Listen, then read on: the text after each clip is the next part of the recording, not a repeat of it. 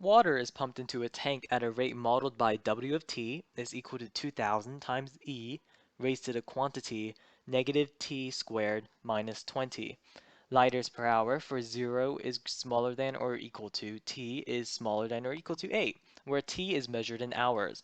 Water is removed from the tank at a rate modeled by R of t liters per hour, where R is differentiable and decreasing on the interval 0 is greater than or smaller than or equal to t is smaller than or equal to 8. Selected values of R of t are shown in the table above.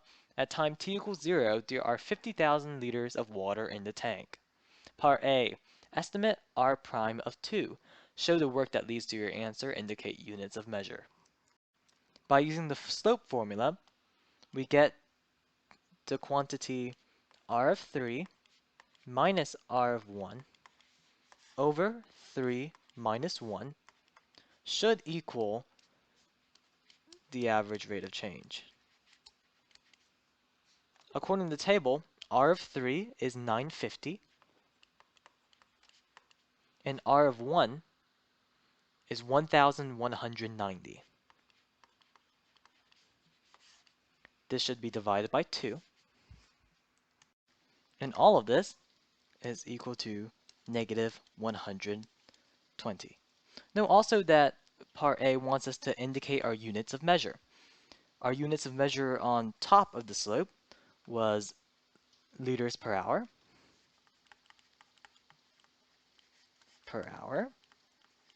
and this was divided by just t hours. So our final answer becomes negative 120 liters per hour squared. Part B wants us to use a left Riemann sum with the 4 subintervals indicated by the table to estimate the total amount of water removed from the tank during the 8 hours. Keep in mind that a Riemann sum is a strategy to use rectangles to approximate the area under the curve. In essence, a curve's integral. Because Part B specified that we needed to use a left Riemann sum to approximate the area under the curve, that means that the height of each rectangle we create is determined by the leftmost value in that interval. For example, in the rectangle that we create between x equals 0 and x equals 1, the base length would be 1 minus 0 equals 1. So 1 minus 0 is 1, times the height, which is determined by the leftmost value, in this case, x equals 0. When x equals 0, r of t, or y, is equal to 1,340. This is added to the area of the next rectangle. The next rectangle has a base length of 3 minus 1 equals 2, multiplied by its height as determined by t equals 1 of 1,190, plus the next interval with a base length of 3 times a height of 950. And last, added to a rectangle with base length of 2 and a height of 740. All of this sums up to 8,050 liters. Part B also wants you to explain whether this estimate that you came up with is an overestimate or an underestimate, and to defend your reasoning. Now let's take a look at this this graph here and visualize it for a second. As t progresses, r of t is decreasing. So let's just give it a quick sketch and say the relationship between r of t and t is something like that. Because we are using the left Riemann sum to approximate for the area under the curve, that means that our rectangles look something like this, where the value on the left determines the starting point for the rectangle.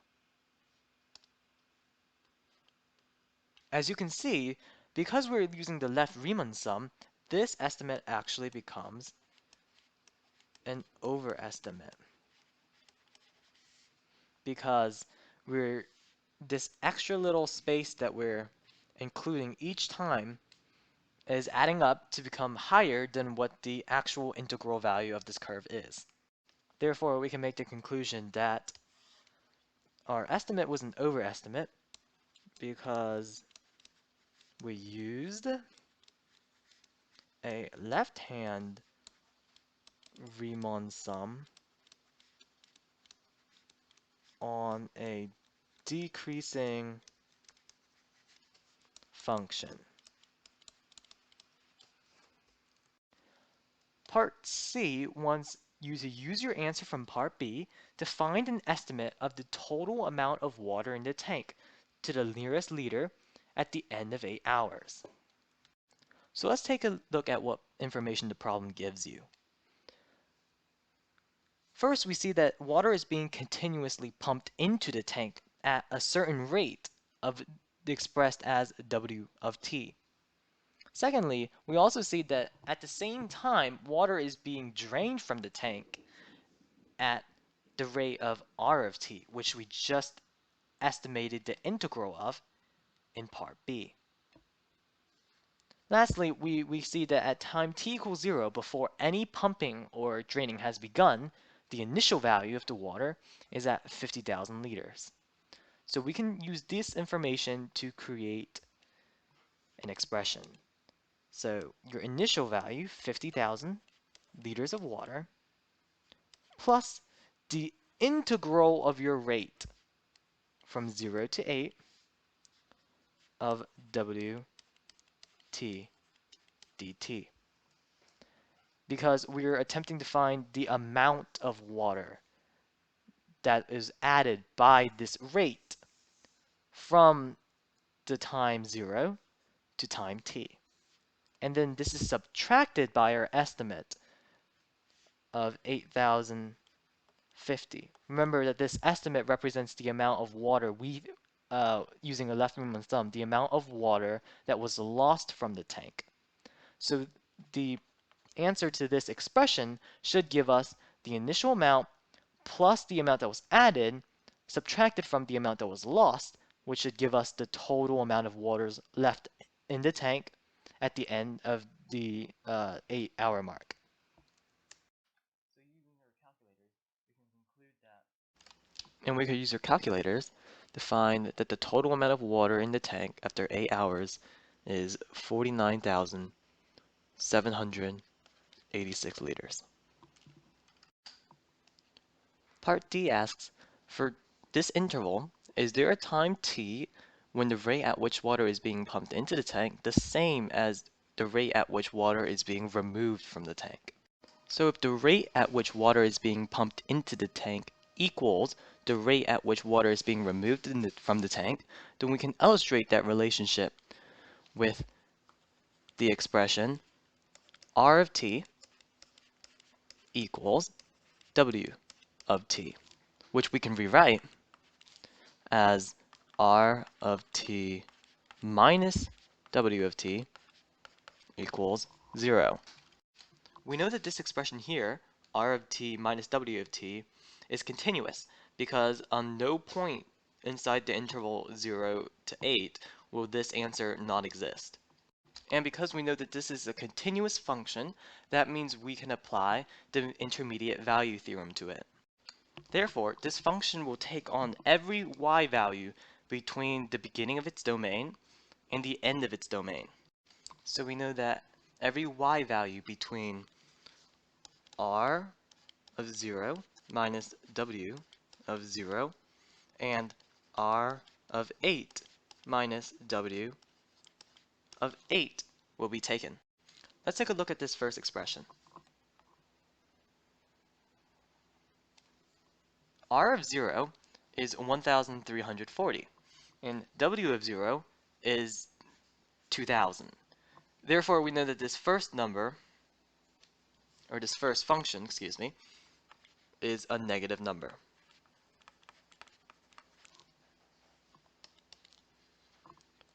R of 8, meanwhile, is 700, and the value of this W of t is 81.5 at time equal to 8. So now we know that this value here will be positive. So if we know that at t equals to 0, this function's value is negative, and at t equals 8, this function's value is positive, then we can deduce that at some point between t equals 0 and t equals 8, that the value of the function will be 0, and therefore r of t and w of t will be equal to each other. So at some point in the interval t equals 0 to 8, the rates will be equal.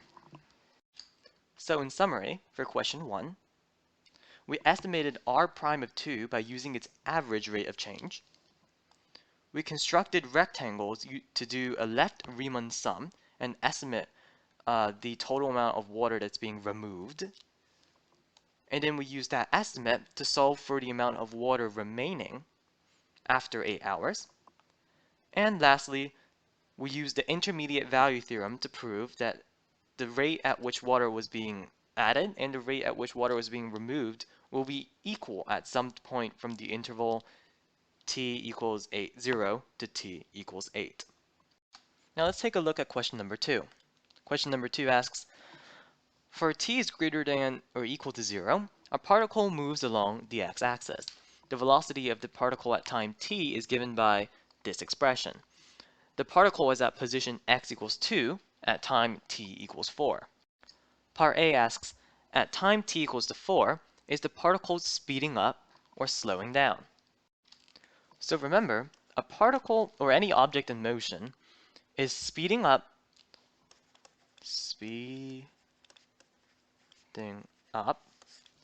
when its velocity and its acceleration have the same sign.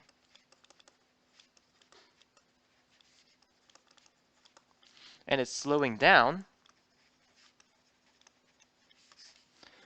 when the velocity and the acceleration have different signs.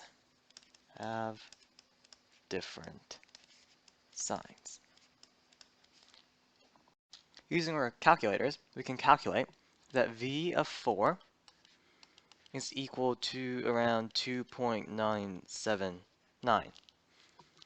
And v prime of 4, which we know is equal to a of the acceleration at time equals 4, is negative 1.164. So because the acceleration is negative and the velocity is positive, we know that at time t equals 4, the particle is slowing down. Part B asks us to find all the times t in the interval 0 to 3 when the particle changes direction. Remember that particles change direction when its velocity changes signs. So if we graph the velocity function and restrict the graph to only the interval we care about, which is from 0 to 3, we can see that the only time the particle changes direction or changes sign is at t is equal to 2.7.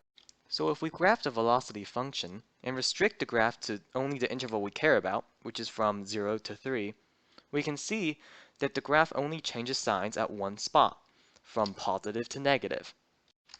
And it does that around t is equal to 2.707. So if the graph of velocity changes signs at t equals to 2.707, then we know that the particle changed direction at this time.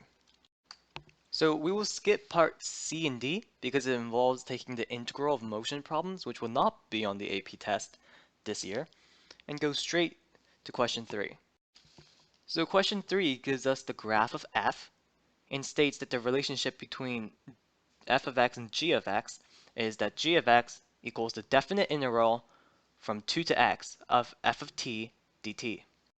Part A asks, does g have a relative minimum, a relative maximum, or neither at x is equal to 10?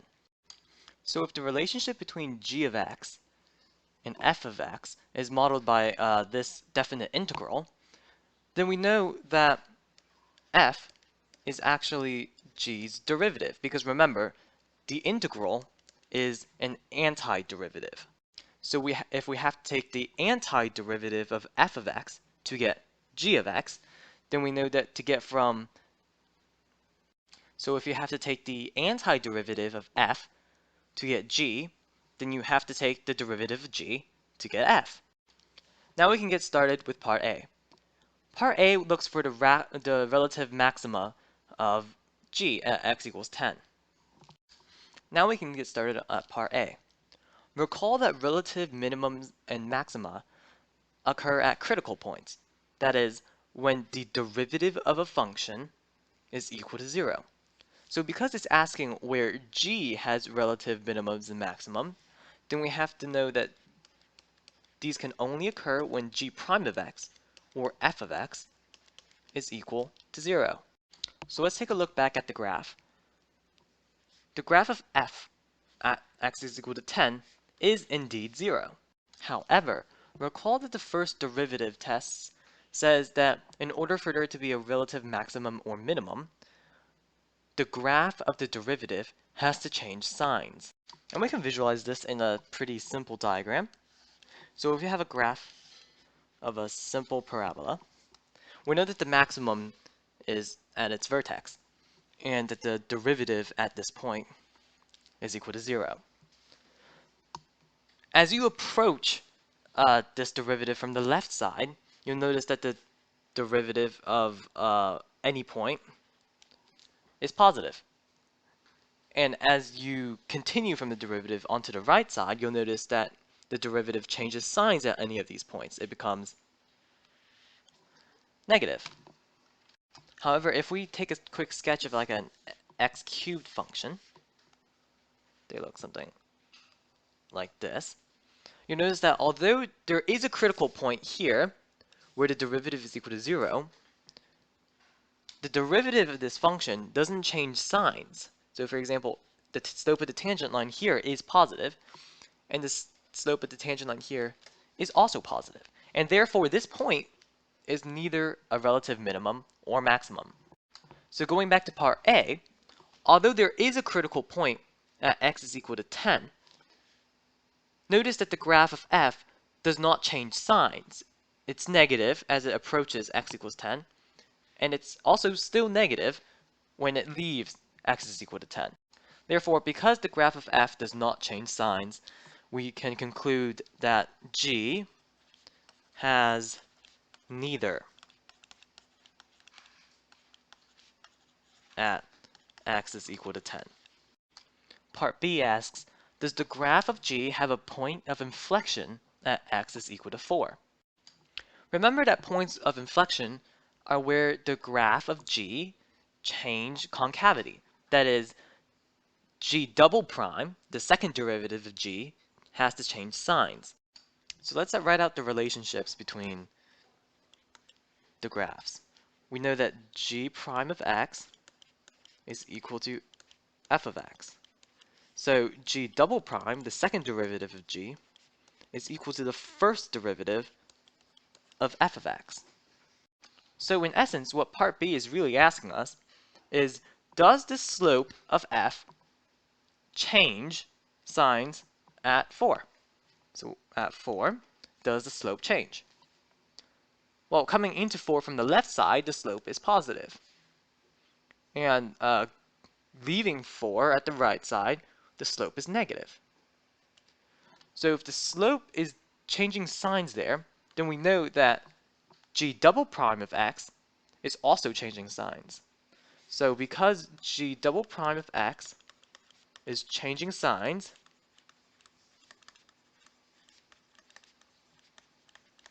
then the concavity must be changing.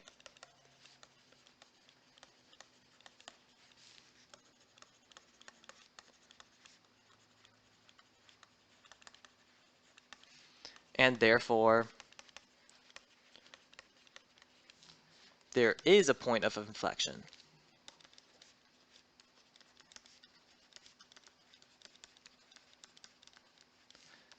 at x is equal to 4. Part C asks us to find the absolute minimum value and the absolute maximum value of g on the interval -4 to 12.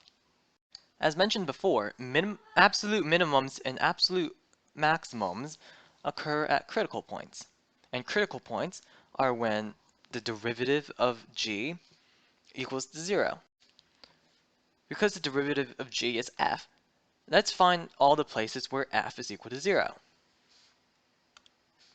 F is equal to 0 at -2, at 2, at 6, and at 10. Of these points, however, we had already established that f has to change signs for them to be considered relative minimums or maximums. So we can rule out x is equal to 2, and we can rule out x is equal to 10. Additionally, recall that on a closed interval, relative minimums and relative maximums may occur at the endpoints.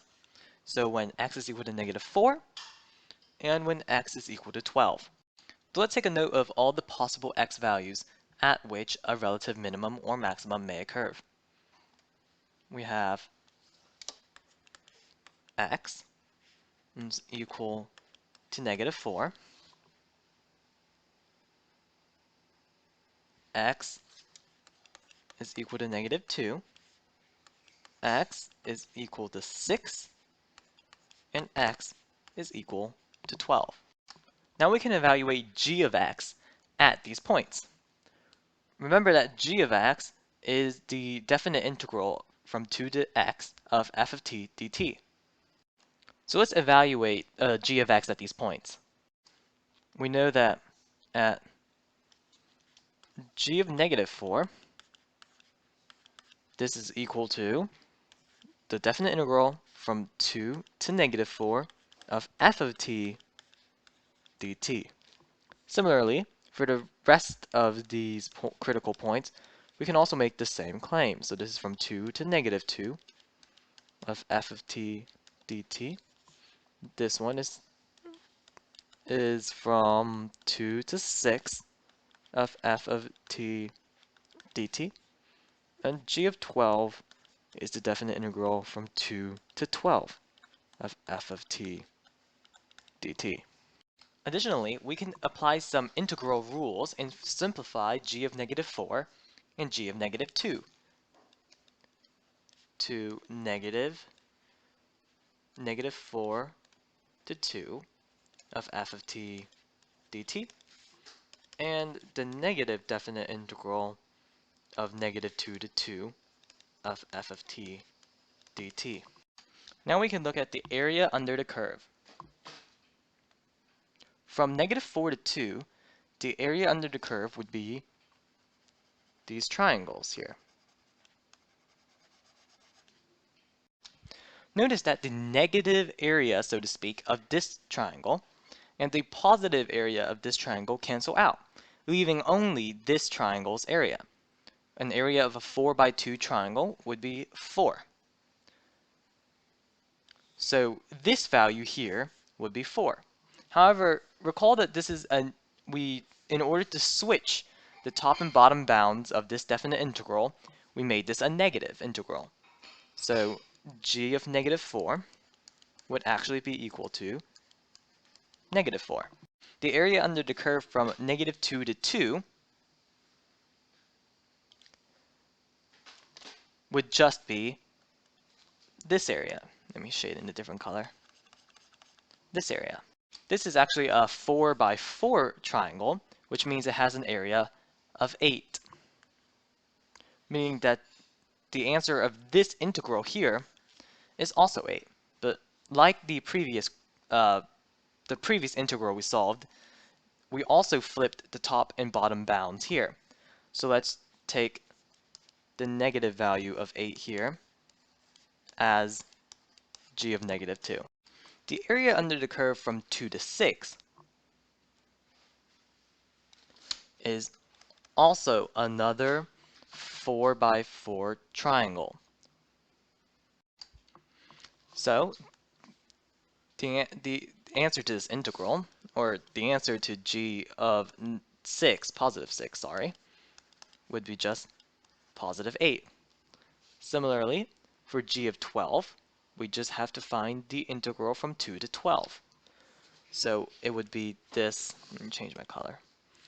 It would be this triangle subtracted from the area of this triangle and then added to the negative area of this triangle. We can see that the positive area of this triangle and the negative, so to speak, area of this triangle cancel out, leaving only this 2 by negative 4 triangle. The area of a 2 by negative 4 triangle would be just negative 4. So we can say that g of 12 is equal to negative 4. Now we can find the absolute maximum and the absolute minimum. 8 is the absolute maximum here, and negative 8 is your absolute minimum. Part D asks, for the interval negative 4 to 12, find all intervals for which g of x is smaller than or equal to 0. So, in other words, the definite integral from 2 to x of f of t dt should be smaller than or equal to 0. So let's once again look at the area under the curve of f. So we're looking for when this definite integral is equal to 0 or negative. If we start from 2, our bottom bound, and look to the left, in order to find when the area under the curve is negative, we're actually going to find when it's positive. Because remember, when we look to the left, what we're going to have to end up doing is switching the bounds and turning the area under the curve negative. So here we'll notice that from 2 to negative 4, the area is always greater than or equal to 0, meaning that the definite integral with bounds negative 4 to 2 is always going to be less than 0 or equal to 0. So the first part of our answer is going to be the interval when x is greater than or equal to negative 4 and less than or equal to 2.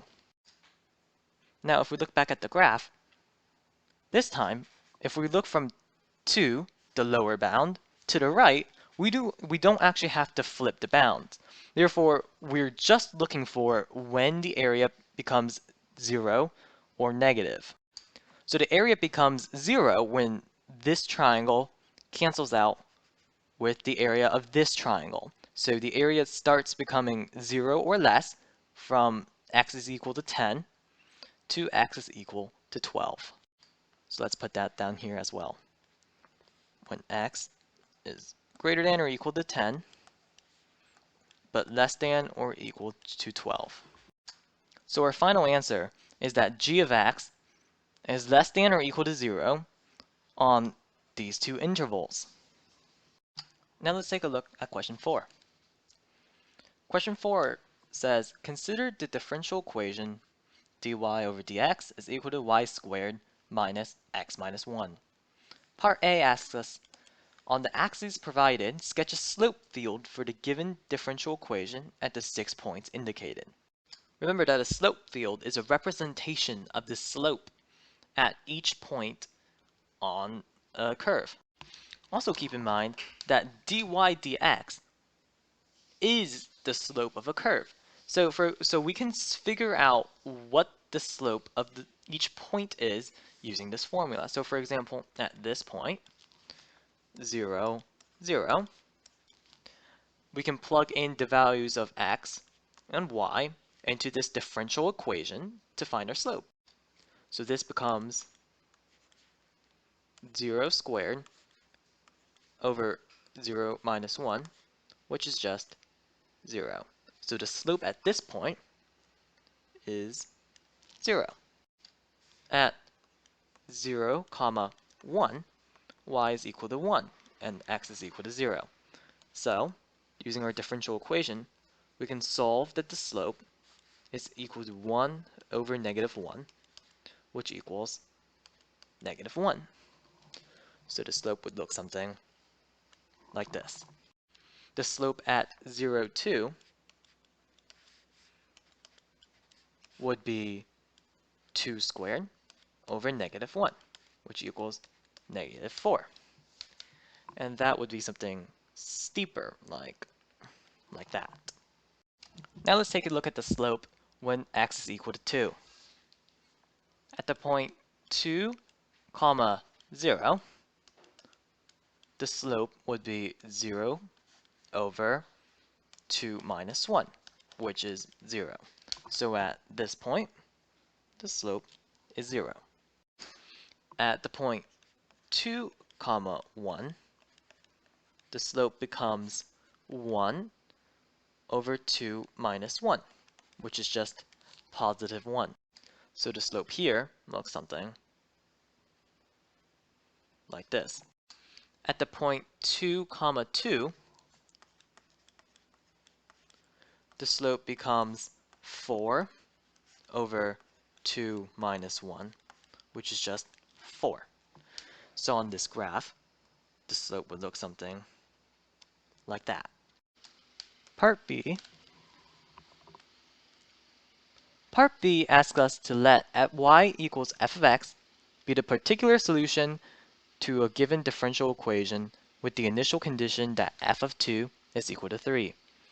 It asks us to write an equation for the line tangent to the graph of y equals f of x at x is equal to 2, and then use that equation to approximate f of 2.1. Well, we know that the tangent line to the graph has the same slope as the graph at that particular point. And we know that we're trying to find the line tangent to f of x. But the slope of f of x has already been given in the form of a differential equation. So now, all we need to do is plug in the point 2, comma 3. So let's do that. We know that dy dx is equal to y squared over x minus 1. If we evaluate this at 2, comma 3, then the slope of this tangent line would be 9 over 1. Now we have a slope, and we also have a point. So using the point slope form, we can do y minus 3 is equal to 9 times x minus 2. Now the second part of part B asks us to use our equation to approximate f of 2.1. So if x is 2.1 in this equation, let's evaluate it. X is equal to 2.1. So this becomes y minus 3 is equal to x times the quantity 2.1 minus 2, which further simplifies down to y minus 3 is equal to 0.9. So we get the approximation that y is equal to 3.9. Part C says to find the particular solution y equals f of x to the given differential equation with the initial condition f of 2 is equal to 3. Now on this AP exam, I believe the only method of solving differential equations that we need to know is separation of variables. And basically what happens with separation of variables is you want the dx and its like variable on the same side of the equation. So let's manipulate this differential equation to get x minus 1 over dx is equal to y squared over dy. Now we can further simplify this to dx over x minus 1 equals dy over y squared, just for convention's sake, because you never want the dy or the dx on the bottom of a fraction. So now that we successfully separated the variables, we can take the antiderivative, or integral, of both sides. The antiderivative of dx over x minus 1 would just be the natural logarithm of x minus 1, plus a constant, of course, because this is an indefinite integral, and the indefinite integral of dy over y squared should be negative 1 over y, which you can think of it as negative y to the negative 1 power. Now keep in mind that this particular solution should also have another constant of integration on this side, because we did solve for an indefinite integral on this side of the equation. However, when we simplify the equation eventually, and we subtract this constant of integration from this constant of integration, we're left with yet another constant of integration. So really, this second constant of integration is not necessary. Now let me remove all of this extra stuff. Now looking back at the initial condition the problem gives us for the particular solution, it says the initial condition is f of 2 is equal to 3. So that means in order to find this constant of integration, we need to evaluate this equation at x is equal to 2 and y is equal to 3. So this equation becomes the natural logarithm of the absolute value of 2 minus 1 plus c is equal to a negative 1/3. The natural logarithm of 1 is 0, so c, our constant of integration, is equal to negative 1/3. Now we can rewrite our equation, but this time with our constant of integration, so the natural logarithm of x minus 1 minus 1/3 is equal to negative 1 over y. And this is our particular solution. Our particular solution to this problem. But I think they want it in the form y equals f of x. So in order to achieve that, let's first move the negative sign to the other side by dividing by negative 1. So this becomes the negative natural logarithm of x minus 1 plus 3 is equal to 1 over y. And then when we take the reciprocal of both sides, this becomes y is equal to 1 over 3 minus the natural logarithm of x minus 1. Lastly, let's take a look at the relevant parts of question 5. The funnel's radius and its height's relationship is modeled by this equation, and we know that at the time when h is equal to 3 inches, the radius is decreasing at 1/5 inches per second. The question wants to know the rate of change in that instant of the height with respect to time. So we know that this will be a chain rule problem because we are trying to find a relationship between multiple rates of change, or in other words, derivatives. So let's see what derivatives we have and what derivatives they're asking for. Because we know that the radius is decreasing at a certain time and we have this value, we can assume that we know dr dt. We also know that they are looking for the relationship between the height and with respect to time. So we know we're looking for dh dt. And lastly, our intermediate value is the relationship between dr and dh, which is given by this equation here. So let's see if we can figure out a relationship between these three rates. You'll notice that the relationship between these three derivatives is perfectly illustrated by the chain rule. We can write this derivative as r prime of t, this derivative as h prime of t, and this derivative as r prime of h. Now the relationship between these three become clear. We can rewrite this as r prime of t equals the derivative of r with respect to h times the derivative of h with respect to t. So now that we have our relationship modeled between our derivatives, let's go back to the question and see if we can plug anything in. We know that the relationship r prime of t is modeled by this sentence here, because it's talking about at this instant what the radius is doing.